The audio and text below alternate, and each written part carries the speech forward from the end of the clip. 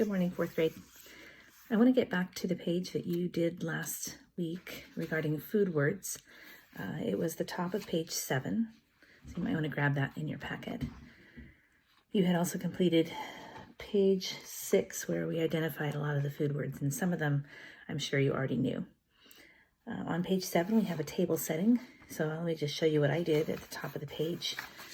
I drew pictures of those things on our table. So we have, you can repeat the words after me. Pimienta, which is pepper. Sal, salt. Vaso, glass. And then the table setting, if you were to do a proper table setting, you would have servilleta, which is a napkin. Tenedor, fork. Plato, plate. Cuchillo, knife, and cuchara, spoon. I hope you repeated all of those words. It's really good to practice repeating the words.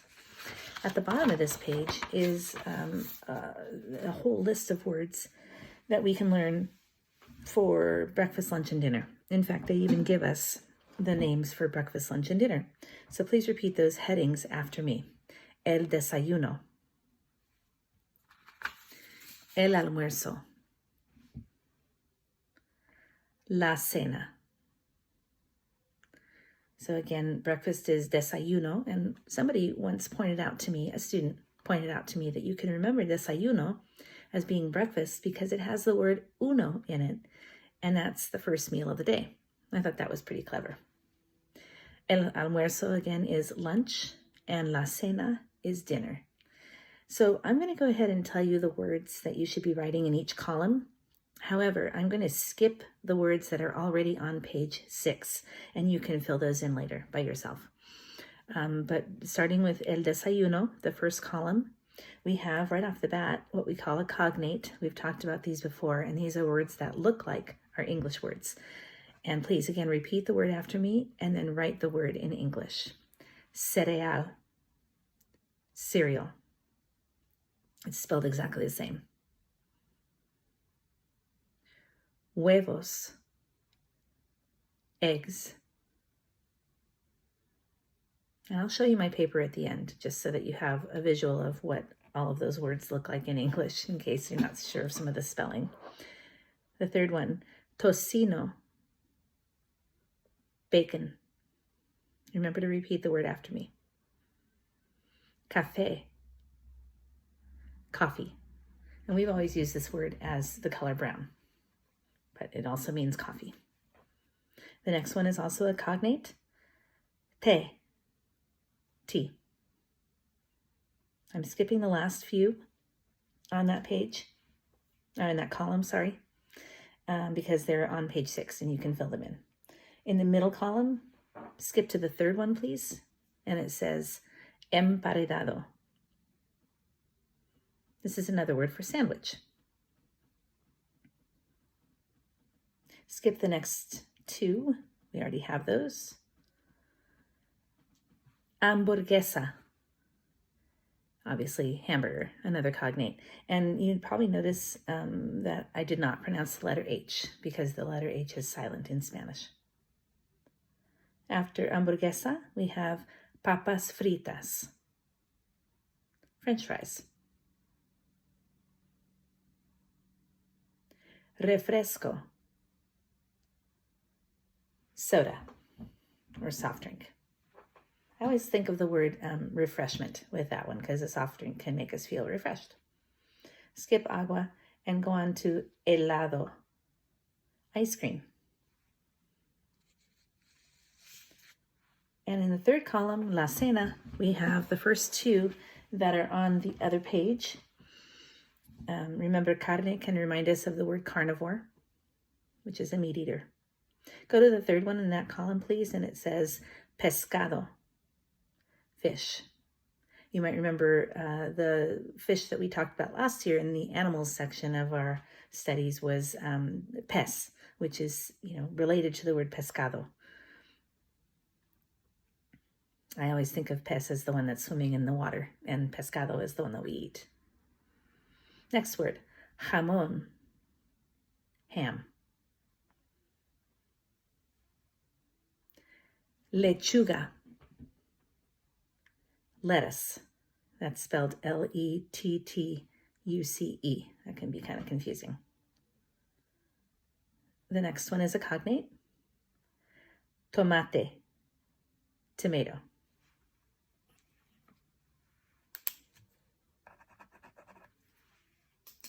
Next one, legumbres. This is another word for vegetales or vegetables. Skip the next one. Arroz. That's rice. And finally, postre. And that means dessert. So when you see my paper, you're going to see that I circled certain words, and those words are the cognates. And then I highlighted 2 words that we already learned other words for. Emparedado, which is sandwich, and legumbres, vegetables. So here's my finished work. You can check your paper.